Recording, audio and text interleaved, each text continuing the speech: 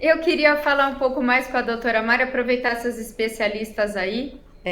É, Ela tá quietinha porque ela tá esperando o momento dela, que eu sei que ela tem bastante coisa para falar também, né, Cris? sim. 2026 bomba com as especialistas. Eu queria perguntar para a doutora Mari, mas claro que a doutora Fátima complementa para a gente, tá? Eu sei que existe um conceito chamado soft lifting na estética. Eu queria saber o que que isso significa, tá? E qual é o limite da naturalidade. Queria saber de vocês, assim. Queria saber esse conceito moderno, o que que vocês trazem pra gente.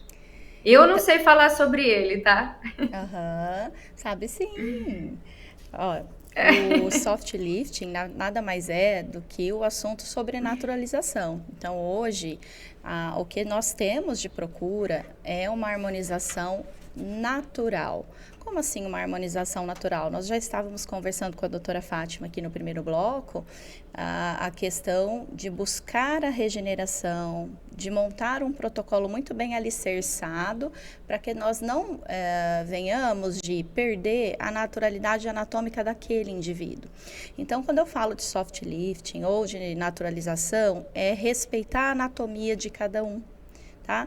Eu não vou fazer um procedimento estético em que a pessoa fique modificada. A gente já viu isso na história, né? Assim, e inclusive as celebridades, né, acabam ganhando muito destaque quando isso acontece.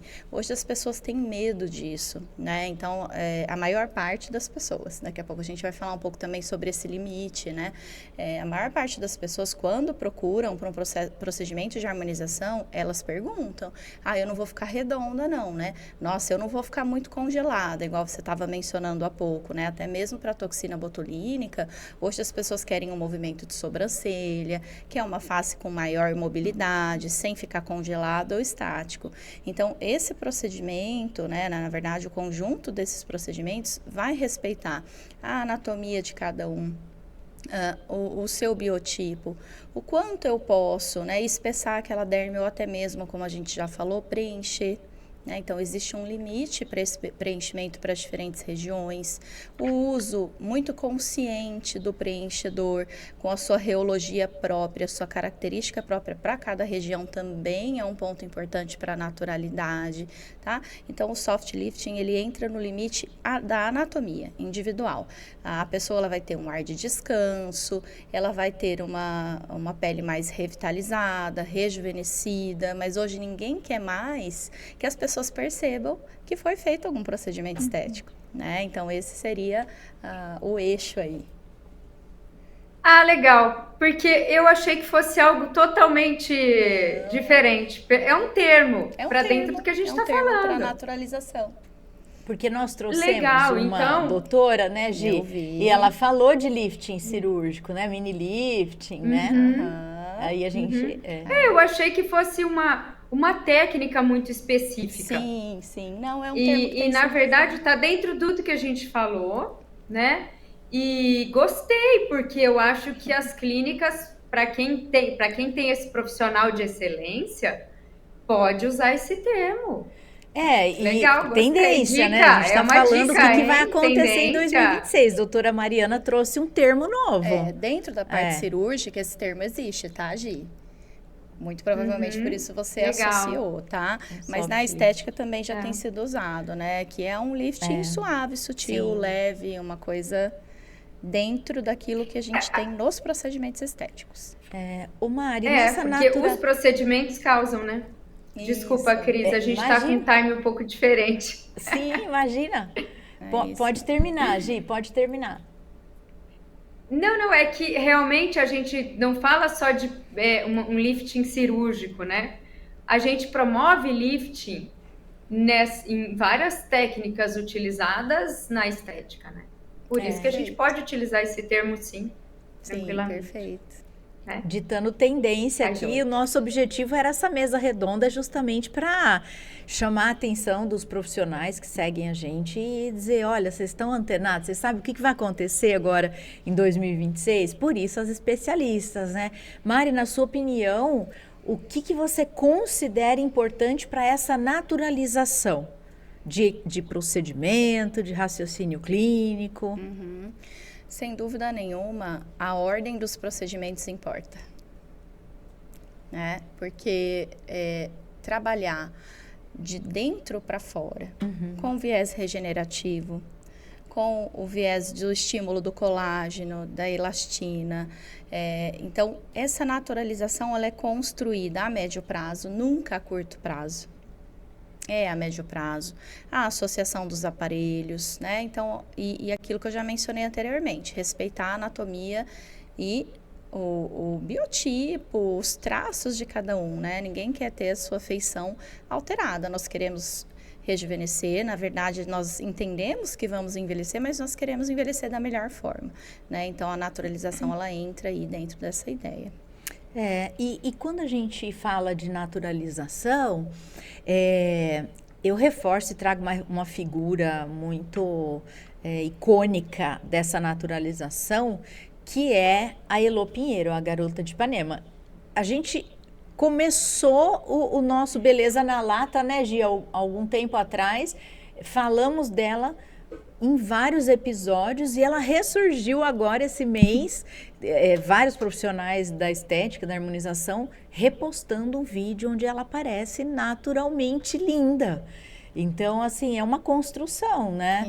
Isso. A Fátima disse uma questão importante. Os pacientes já estão se conscientizando. Poucos são aqueles que a gente vê hoje que quer algo muito imediato. Tanto que eles falam, olha, ai, por favor, não me deixa muito com aquela boca gigante. Olha, por favor, ai, não me deixa com aquela cara enorme, né? Isso, eles usam o termo bochechão, né? Bochechão. Não quero ficar com aquele bochechão. Então, eles já estão tendo esse raciocínio, né, da construção.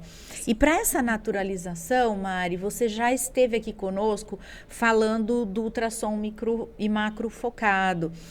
A Fátima fala da importância das camadas da pele. Eu gostaria que você falasse um pouco da questão do trabalho do sistema SMAS, né, da musculatura, da fáscia, para essa naturalização. Certo.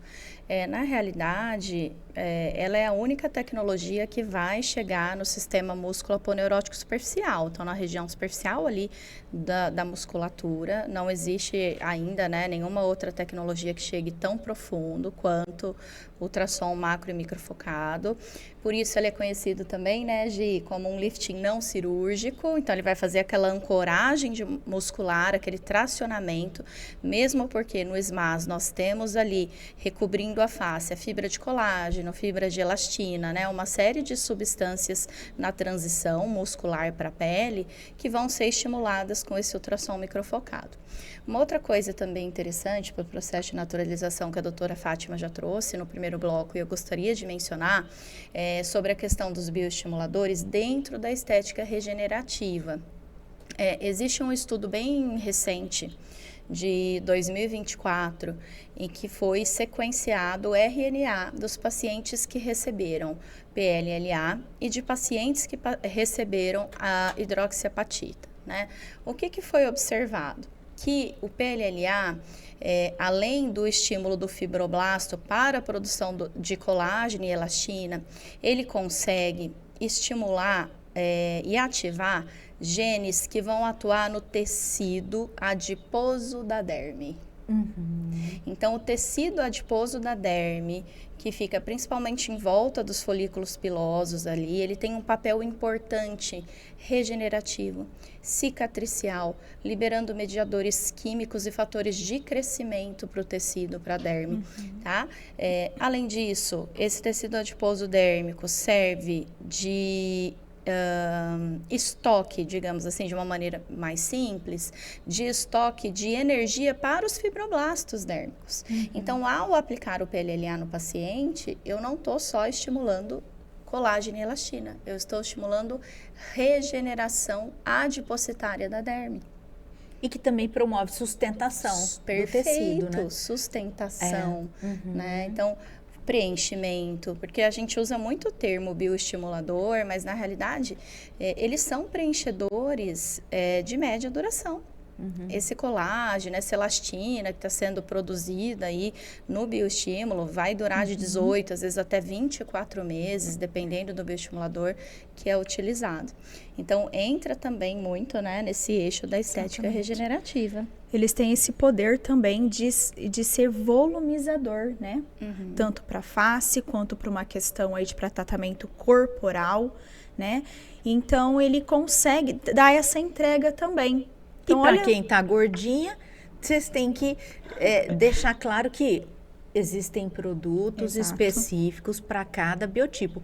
A Mari falou assim, olha, a gente precisa escolher de acordo com uma análise do perfil anatômico de cada paciente. Então, aquilo que a Gi sempre fala, não tem receita de bolo, não tem um protocolo pronto. E é isso, né? Volumizar uma face que já é mais cheinha, a gente tem que ter um cuidado. Por outro lado, né, Mari, se for em locais estratégicos, que você sempre fala, pontos estratégicos, para quem está ouvindo a gente, a doutora Mari sempre fala, pontos estratégicos. Então, em regiões anatômicas estratégicas, isso pode gerar uma sustentação mesmo para quem está um pouco mais cheinho, né? Eu quero chamar a Gi aqui. Hoje, você como uma farmacêutica, né? Já tá lá na MyCode, né? Na empresa de dermocosméticos, gente. Se tem uma mulher que entende de cosmético, é ela.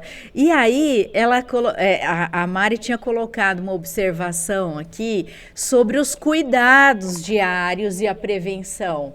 Eu queria que você falasse um pouquinho da importância do skincare, embora a gente sempre fala, olha, só o skincare não dá aquele efeito, mas também o paciente que não tem o skincare, a gente vê que realmente falta alguma coisa. Gi, quer comentar a importância desses cuidados aí, diários? O cuidado diário não tem como você tirar de nenhum protocolo, né? Nenhum protocolo. A indicação cosmética, a indicação de um dermocosmético é o principal. Por quê? A maioria das pessoas não vê muito resultado em dermocosmético porque ela escolhe aleatoriamente numa prateleira. Ela não tem uma indicação profissional, na verdade, né? Eu acho que esse é o grande problema do não resultado de um dermocosmético. Quando você pega profissionais como as nossas especialistas que estão aí, que vão fazer um protocolo correto, com a técnica correta, com o produto correto, aí com certeza se tem resultado. Eu vi que você falou da Elô Pinheiro, é uma pessoa que realmente cuidou a vida inteira e fez um cuidado diário a vida toda, tá? Eu tenho o exemplo da minha mãe. Minha mãe tem a pele linda. As pessoas perguntam para ela, o que você faz com a sua pele? O que você fez com a sua pele? O que você usa? Ela fala assim, não, o que eu uso não, o que eu sempre usei. Ela sempre cuidou da pele, tá? Outro exemplo, e sempre cuidou com dermocosmético, tá? E o que existia na época, porque agora a gente tem uma gama enorme de produto, mas na época não tinha. Mas, enfim, um outro exemplo que a gente tem de pessoas que sempre cuidaram da pele também, e nem tinham todas essas tecnologias, é a Sandy e a mãe, né? São lindas. Um modelo de gerenciamento cutâneo maravilhoso, né? Exatamente, dentro do que se tinha, né? Porque ela já tem uma certa idade. Quando a gente fala da Elô, a gente fala da minha mãe, a gente fala da... Poxa, esqueci o nome da mãe da Sandy agora. É Noemi? Noemi. Não sei, enfim. Elas são exemplos de que o cuidado diário é imprescindível. Mas sempre tiveram acompanhamento profissional para isso, né? E aí eu quero fazer uma piadinha com o que vocês estavam falando de colocar mais volume e tal, não sei o quê. Eu estava rindo quando você me chamou, que eu acho que tá todo mundo curioso para saber o que aconteceu no bumbum da Virgínia, né? O que ela colocou lá? Harmonização. Porque, harmonização. Cara, o que foi aquilo? Agora ela foi para a escola de samba, né? Agora ela é rainha da bateria. E ela falou que aquilo foi feito em consultório. Não foi cirúrgico, hein, gente? Deve ter sido esse produtinho que estimula o adipócito aí. Mas eu acho que teve Mas é brincadeira, viu, gente? Não precisa responder, né? não. É só uma brincadeira. Eu acho assim, é válido a gente pontuar isso também rapidamente, né? A harmonização glútea, de tudo que se tem na estética é processo de construção, assim como na face. Em especial porque no glúteo precisaria ser usado um volume, seja de bioestimulador, de ácido hialurônico, em especial do ácido hialurônico, muito grande para ter uma resposta imediata, tá? Os bioestimuladores, eles têm essa capacidade de volumização, sim, então eles vão volumizar a região glútea, mas dentro de 3 meses. Então, muito comum que o paciente repita isso, pelo menos 3 sessões para a gente ter esse processo tão rápido, tá? Mas ó, é possível. Essa é uma brincadeira dentro de... É uma brincadeira dentro do assunto aí que vocês estavam falando, tá? Sim. Hoje, e eu gostaria de fazer uma observação, né, relacionada a uma tendência muito forte para 2026, que ficou em evidência. A gente já usa em consultório, começou a utilizar agora em torno de setembro e em diante, que são os peptídeos, né? Os peptídeos, eles são cadeias de aminoácidos, né? Menor do que uma proteína, mas eles são sinalizadores biológicos. Então, esses sinalizadores biológicos, esses peptídeos, né, agindo como sinalizador biológico, eles vão atuar, cada peptídeo, em uma estrutura celular diferente. Então, hoje a gente tem peptídeo para uma série de funções e mimetizando, inclusive, funções ou então servindo como gatilho e sinalizador para modulação hormonal, né? A gente fala até quando o que se tornou agora moda são os análogos, né, do GLP-1, eles também não deixam de ter essa via sinalizadora. Eu separei aqui alguns peptídeos que a gente já está usando em dermocosmético, por exemplo, o decapeptídeo, o SH-polipeptídeo 5, o oligopeptídeo, o palmitoil tetrapeptídeo. E o que esses peptídeos, quando eles são utilizados de forma tópica, eles fazem? Melhora a função de barreira, estimula a regeneração, cicatrização, o controle, inclusive, gente, da melanogênese. Esses peptídeos, eles são associados com substâncias que controlam aí a produção de melanina.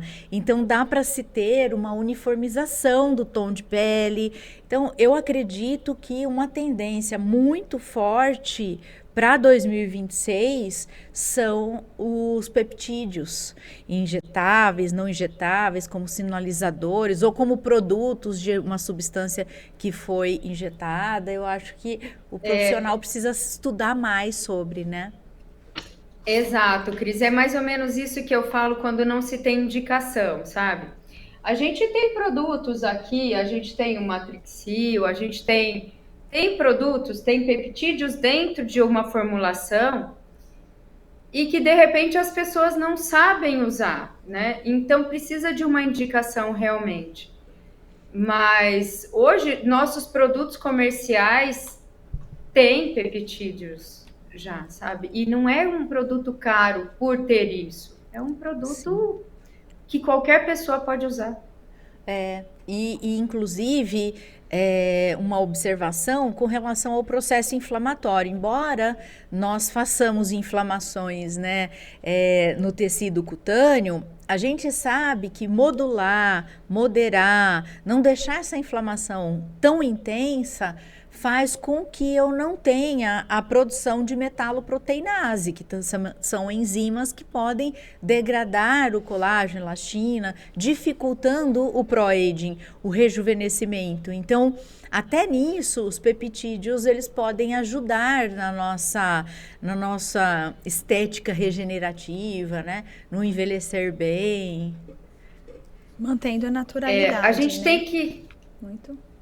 A gente tem que dar. Desculpa, viu, gente? A gente está com um tempo um pouco diferente, então às vezes eu corto vocês.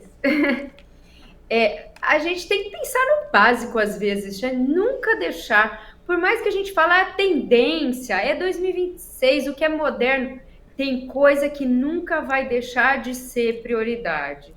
Sabe? Cuidar de barreira cutânea, cuidar de pele, não deixar inflamar. Eu acho que tudo isso, eu acho que a estética regenerativa ela já existe há muito tempo, só vem sendo melhorada. Técnicas vão sendo melhoradas, né? Profissionais vão sendo preparados para isso. Mas eu acho que o tradicional, uma boa hidratação de pele, um bom peeling, gente, bom demais, né? O Mari quer Skin Buster comentar mesmo, a aqui. gente tem, ó. É isso, quero aproveitar o seu gancho, né? Você estava falando do skincare, né? É a parte mais negligenciada pelo que a gente percebe nos atendimentos. Então, os pacientes que procuram a gente para fazer, inclusive, procedimentos estéticos de custo mais alto, com altas tecnologias, até mesmo alguns bioestimuladores, e aí você vai fazer uma anamnese, eles estão negligenciando o básico. Então, eles estão negligenciando o skincare, e o básico funciona e funciona muito. Você citou até o exemplo da sua mãe, né, que foi uma vida cuidando com os produtos que tinha na época. A indicação correta desses produtos, né? Daí a importância do profissional para o tipo de pele, o tipo de queixa. Uma nova onda que dá até medo, a gente viu, né? Do pessoal criticando o protetor solar, por exemplo. Né? Então, assim, funciona, é importante, precisa da fotoproteção, né? Então, o básico que funciona muito bem e os procedimentos na clínica não substituem o cuidado diário. A alimentação, aquilo que o paciente, né, que é um desafio para todos nós, né, mas aquilo que ele opta diariamente por ingerir, tudo isso vai influenciar de maneira direta na qualidade da pele, no processo de envelhecimento, né? E quando a Fátima conversava da estética regenerativa, até anotei aqui, porque se você for pensar, essa quantidade de tecnologias, equipamentos, enfim, injetáveis, a gente tem um passado onde existia uma estética muito tradicional em que os equipamentos eles eram que a gente chama hoje de baixas tecnologias, enfim, né? Eles não tinham energias muito grandes, se trabalhava mais energia mitocondrial, né? Então, acredito, e a Gi fala, não é de hoje que tem a estética regenerativa. Então, a gente sabe que aquela estética de antigamente, com os rolinhos fazendo ionização de princípio ativo, né? A eletroestimulação nos músculos, a própria massagem com efeito lift, aumentando a nutrição tecidual. Então, lembrar dessas questões básicas que o próprio consultório pode oferecer para o paciente. A Mari trabalha bastante com harmonização corporal, harmonização glútea, e sempre sai lá com a prescrição, né, Mari? Correntes excitomotoras, realizar academia com exercícios resistidos, aí procurar um profissional para que tenha um acompanhamento do cuidado com a musculatura, porque quantos pacientes a gente nega para fazer preenchimento ou bio, né, dependendo da expectativa do paciente, para a área glútea, que não tem músculo. Exato. Né? Então, quando não tem músculo para dar não só a forma, mas a sustentação, a parte funcional que a Gi fala, dessa arquitetura toda, é importante ser resgatada, né? Então, entra estilo de vida.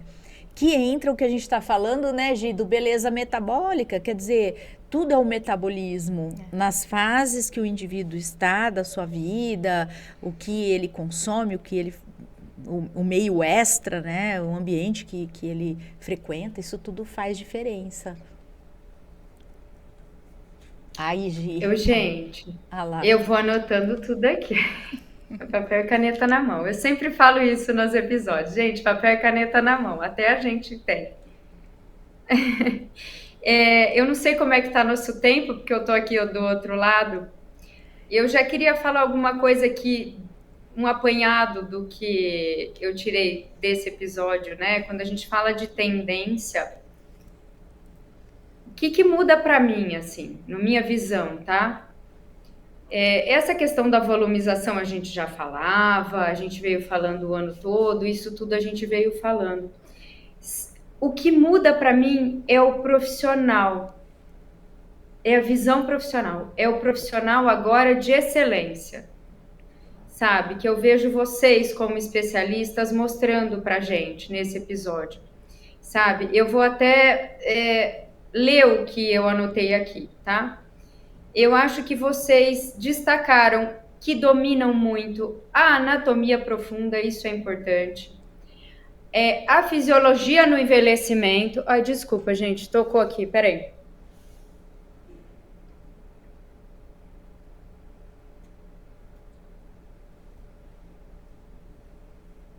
Peraí que eu não tô conseguindo.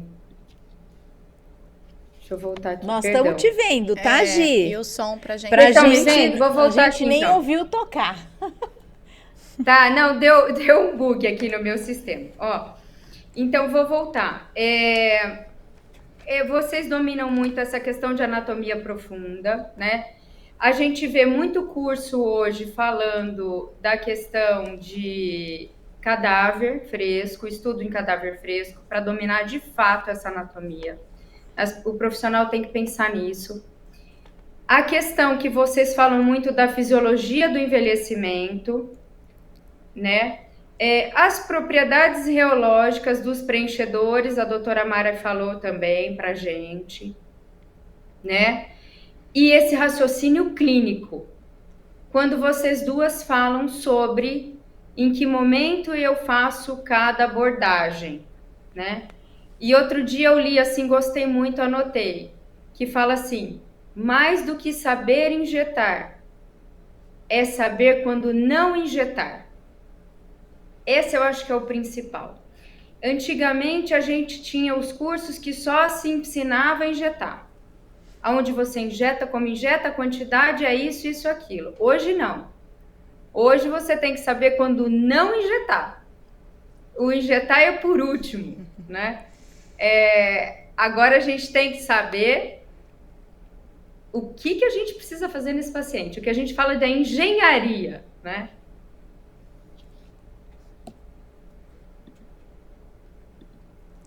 A gente está te ouvindo, Gi.